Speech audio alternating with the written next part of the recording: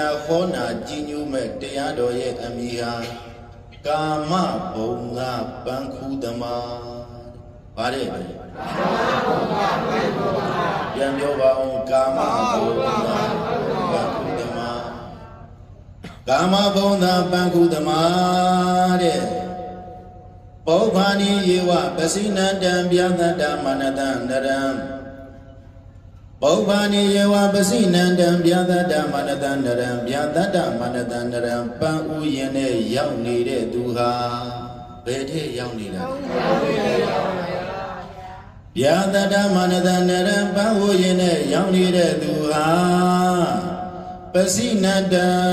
ကောင်းလို့ရာရမှန်သမျှကိုပုဗ္ဗာနိယေဝပန်းနေခုနေတဲ့ကဲ့သို့တဲ့ဘာတွေခူးတာတဲ့ပန်းနေခူးတာရိုးရိုးခူးတာလားလို့မဟုတ်ဘူးတဲ့ရိုးရိုးခူးတာမဟုတ်ဘူးတဲ့ပစိနတံကောင်းလို့ရာရမှန်သမျှကိုဘာတွေကိုခူးတာတဲ့တော့သူတော်ကောင်းတွေပန်းခူးပြီဆိုကမှပိုးကြိုက်တဲ့ပန်းဘယ်သူကခူးမလဲကောင်းတဲ့ပန်းပဲဝိခုမှာဩဘာနိယေဝပစိနတံဗျာတတ္တမနတံနရံဗျာတတ္တမနတံနရံပန်းဥယျာဉ်နဲ့ရောက်နေတဲ့သူဟာပစိနတံကောင်းလို့ရာရမှန်သမျှကိုပုဗ္ဗာနိယေဝပန်းနေခုနေတဲ့သူပဲခုနေတဲ့ကဲ့သို့ပဲဒကာဒကမပေါင်းသူတော်ကောင်းတို့ရေ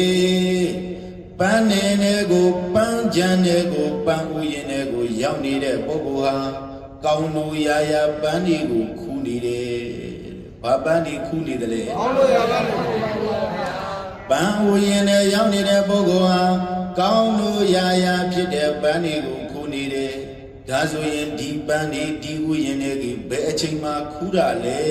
လို့မေးရင်ဒကာဒကမပေါင်းသူတော်ကောင်းတို့ရေနည်းနည်းမိုးတော့အလင်းရောက်တဲ့အချိန်ကနေစခူးတာဘယ်အချိန်ကစခူးတာလဲနည်းနည်းမိုးတော့အလင်းရောက်တဲ့အချိန်ကနေပန်းဥယျာဉ်နဲ့ရောက်ပြီးတော့ပန်းဒီခူးနေတာတဲ့ဘယ်အချိန်ထိဒီပန်းဒီခူးမှလဲလို့မေးရင်တို့သူတော်ကောင်းတို့ရေနေဝင်မိုးချုပ်အလင်းရောက်တဲ့အချိန်အထိခူးမှဘယ်အချိန်ထိခူးမှလဲနေဝင်မိုးချုပ်အလင်းရောက်တဲ့အချိန်ပါဗျာဟောညနေမှောင်တဲ့အထိခူးအောင်မှာဘယ်အချိန်တွေကခူးတာလဲမနေ့တည်းကခူးတာဗျာဘယ်တည်းကခူးတာလဲ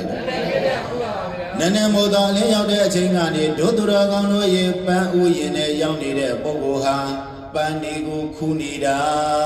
တဲ့ညနေနေဝင်မိုးချိုအလင်းရောက်တဲ့အချိန်အထိညနေနေဆောင်တဲ့အချိန်မနေမနာအနေအထားနဲ့သူခူးနေတာ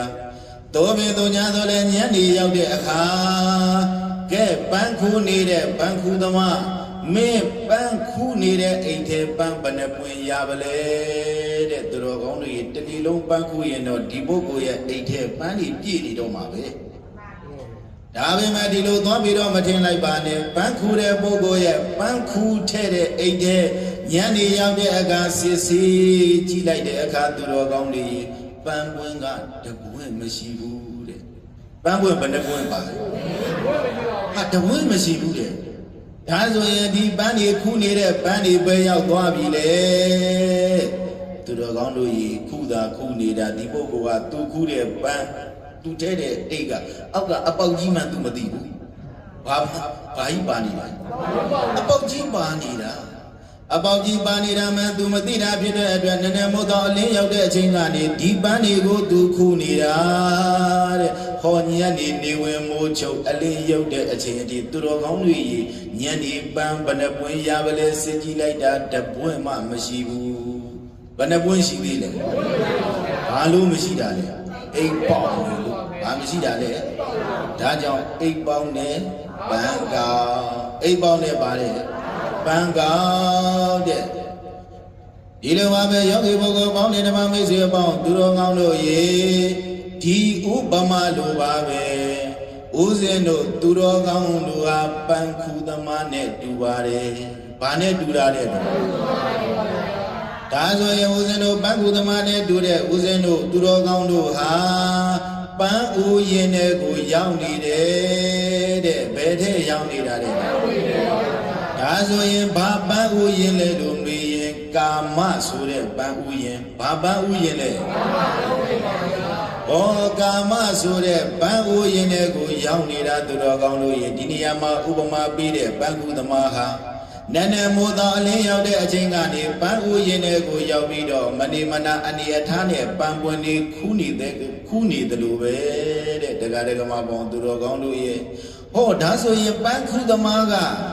နန်းနမိုးသောအလင်းရောက်တဲ့နန်းနစောစောကနေထခူးတာညနေအထိခူးမှသူတယောက်တည်းစိတ်ကြီးနှစ်ပြေခူးမှလားလို့မေးတော့မဟုတ်ဘူးတဲ့ဗျာ